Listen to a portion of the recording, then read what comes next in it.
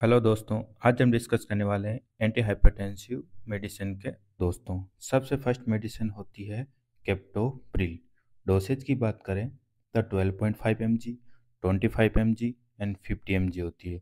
Uses की बात करें कि कहाँ यूज ले सकते हैं इसको, हाइपरटेंशन की मतलब हाई ब्लड प्रेशर, अगर हाई बीपी है तो अपन इसको यूज ले सकते हैं। और अगर साइड इफेक्ट की बात करें तो इसका अगर लॉन्ग टाइम तक यूज लेते हैं तो कफ हो सकती है पेशेंट के अंदर। ठीक है।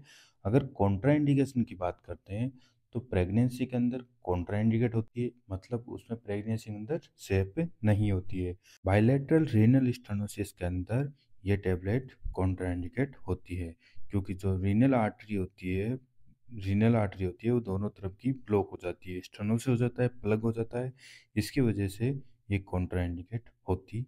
ये कैप्टोप्रिल होती है 12.5 mg की और मार्केट में इजीली अवेलेबल हो जाती है। तो नेक्स्ट मेडिसिन है हमारी दोस्तों लोसार्टन, जिसके डोसेज होते हैं 25 mg, 50 mg और 100 mg। यूजेस की बात करें कि कहाँ यूज ले सकते हैं तो हाइपरटेंशन, ब्लड प्रेशर को कम करने में ले सकते हैं।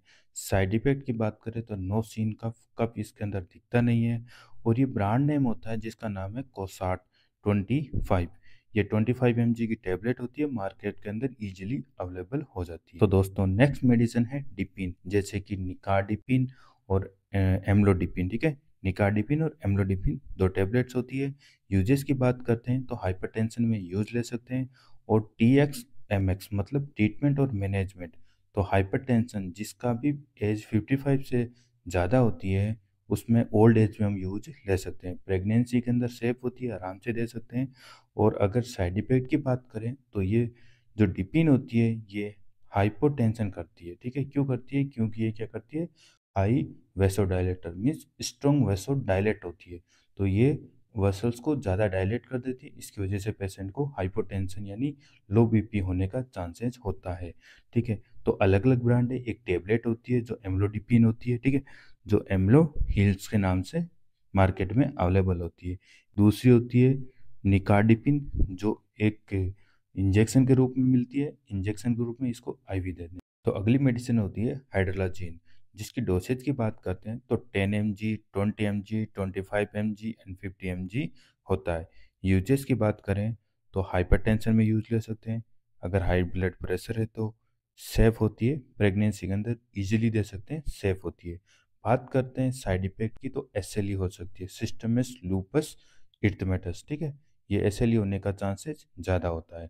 और ये मार्केट में ये हाइड्रा स्टेट के नाम से अवेलेबल होती है, 25 mg की होती है और इजीली अवेलेबल हो जाती है।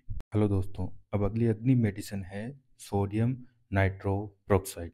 एक्शन की बात करते हैं तो बोथ आर्टरी और वेन को डायलेट करती है, ये स्ट्रॉन्ग वेसो डायलेटर होती है।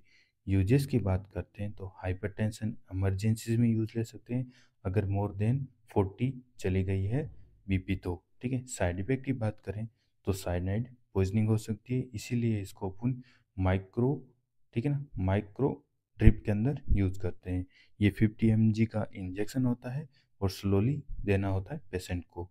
इजीली मार्केट के अंदर अवेलेबल हो जाता है, इमरजेंसी में बहुत अच्छा यूज भी ले सकते हैं। तो दोस्तों, नेक्स्ट मेडिसिन है क्लोनिडीन। इसका यूज करते हैं हाइपरटेंशन के अंदर, अगर हाई ब्लड प्रेशर है तो यूज कर सकते हैं। सेफ इन प्रेगनेंसी के अंदर सेफ होती है, इजीली दे सकते हैं अगर कोई प्रेग्नेंट लेडी है तो। ठीक है। कि अगर साइड इफेक्ट की बात करें तो इसका साइड इफेक्ट होता है ड्राई माउथ और सेडीनेस, मीन्स कि उसको नींद आने लग जाती है थोड़ी बहुत। कोजेस की बात करें तो रिबाउट हाइपरटेंशन होने का चांसेस होता है। अगर अपन ने कभी भी किसी पेशेंट को क्लोनिडीन अगर इमिडिएटली बंद कर दी तो उसकी वजह से रिबाउंड हाइपरटेंशन होने के चांसेस हो जाते हैं, उस पेशेंट को वापस हाइपरटेंशन होने का चांसेस हो सकता है। ठीक है। तो ये एक वायल्स में होती है, IV देते हैं। और जो इसका ब्रांड्स है अलग अलग, जैसे क्लोनिडीन हाइड्रोक्लोराइड इंजेक्शन होता है, और ये क्लोनी ओन के नाम से भी मार्केट में अवेलेबल होता है, इजीली अवेलेबल मिल सकता है मार्केट में। तो दोस्तों, नेक्स्ट मेडिसिन है मिथाइल डोपा। यूजेस की बात करें तो हाइपरटेंशन में इजीली दे सकते हैं। साइड इफेक्ट की बात करें तो ड्राई माउथ एंड सेडीनेस होता है पेशेंट को। कोजेस की बात करें तो हिमोलाइटिक एनीमिया कर सकती है, ठीक है। और ये 250 mg की टेबलेट होती है, इजीली मार्केट के अंदर अवेलेबल हो जाती है, और इसको पेशेंट को अपन इजीली दे सकते हैं, ओरल दे सकते हैं, ठीक है। ये होती है मिथाइल डोपा। तो दोस्तों नेक्स्ट मेडिसिन है लेबिटालोल। रूट की बात करें तो आईवी भी दे सकते हैं, ओरल भी दे सकते हैं, कुछ टेबलेट होती है, कुछ आईवी मतलब एम्पुल के रूप में भी होता है, ठीक है।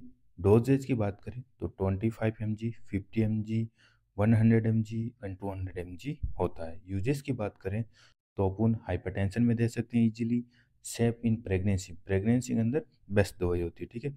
कॉन्ट्रा इंडिकेट कब होती है? अगर किसी पेशेंट को अस्थमा है तो उसके अंदर कॉन्ट्रा इंडिकेट होती है, उसके अंदर नहीं दे सकते हैं।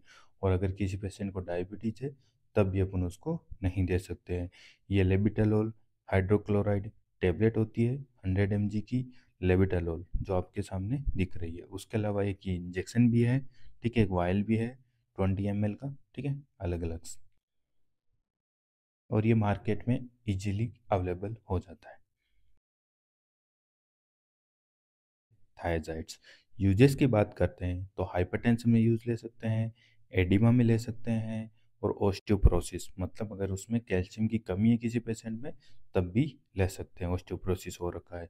साइड इफेक्ट की बात करें तो इसमें सोडियम की कमी होती है, पोटेशियम की भी कमी होती है इसको देने की वजह से, लेकिन कैल्शियम बढ़ता है, इसी की वजह से इजीली अपन ओस्टियोप्रोसिस में भी दे सकते हैं, ठीक है।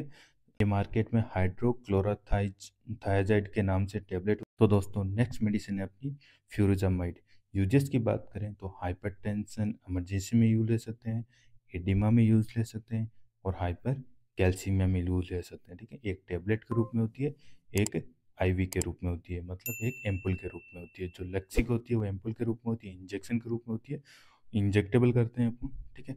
इसमें बेस्ट मेडिसिन होती है इमरजेंसी में, अगर किसी के हार्ट को प्रीलोड को कम करना है, ठीक है, हार्ट फेलियर हो सकता है, हार्ट फेलियर में भी अच्छी दवाई होती है फ्यूरोजामाइड लेक्सी के नाम से।